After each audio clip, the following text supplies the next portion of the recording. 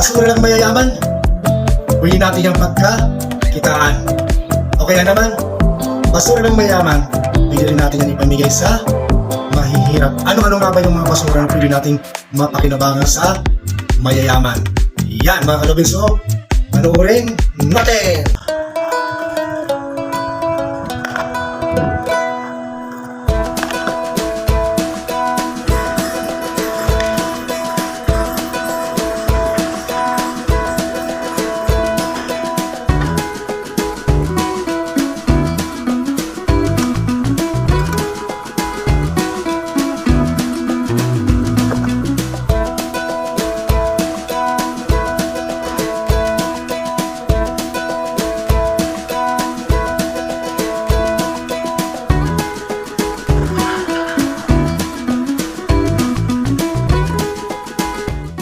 Yes, magandang araw mga kalubin, ano. Mag-i-scout tayo ngayon mga kalubin, no, para ipamigay naman natin yung ating nakuha dun sa aming site mga kalubin, ano. Mayroon tayo dito mga ipamimigay na another shoe rack naman siya mga kalubin, ano. Tapos mayroon siyang parang mga carpet, di ba lang kung anong tawag sa kanya mga kalubin, ano. Tapos mayroon din parang siyang salaan, tapos may mangkok siya mga kalubin. Lalabas tayo ngayon para mag-scout tayo, no? Kasi pwedeng pagbigyan natin mga kalubin. So pagkikita ko lang sa inyo mga pamimigay natin mga kalubin, ano? So ito na mga kalubin, ano? Ito na yung mga nakuha natin dun sa dorm set na mga kalubin, ano? So bali ito, yan. So ito, hinugasan ko na ito mga kalubin, malinis na to. Tapos ito, yan. Yan. So mga nalinisan ko na ito mga kalubin, ano? So ito yung shoe rack mga kalubin, ano? So ibang klase din siya ng shoe rack, ano? Yan, mapapasin ito. Yan. Yan.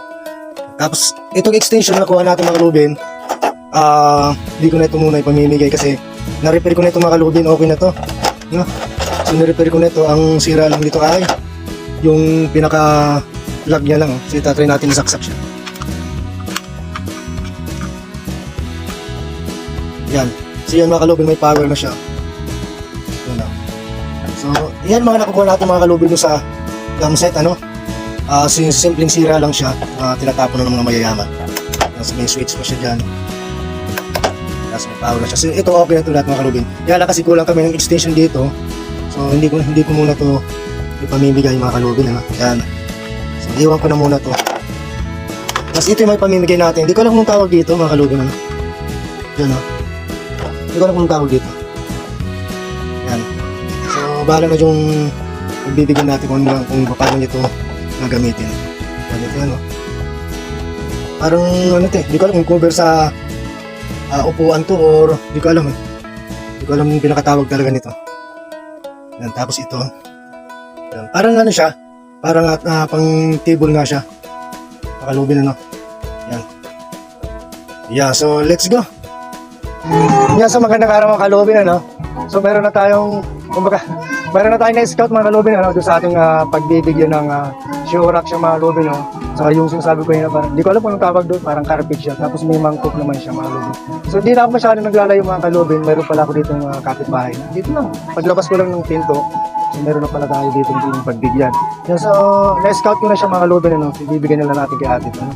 Pagkikita ko lang kung nasa yung aking kapitbahay mga kalubin. Ayan mga kalubin si ate. Hello po. Ate.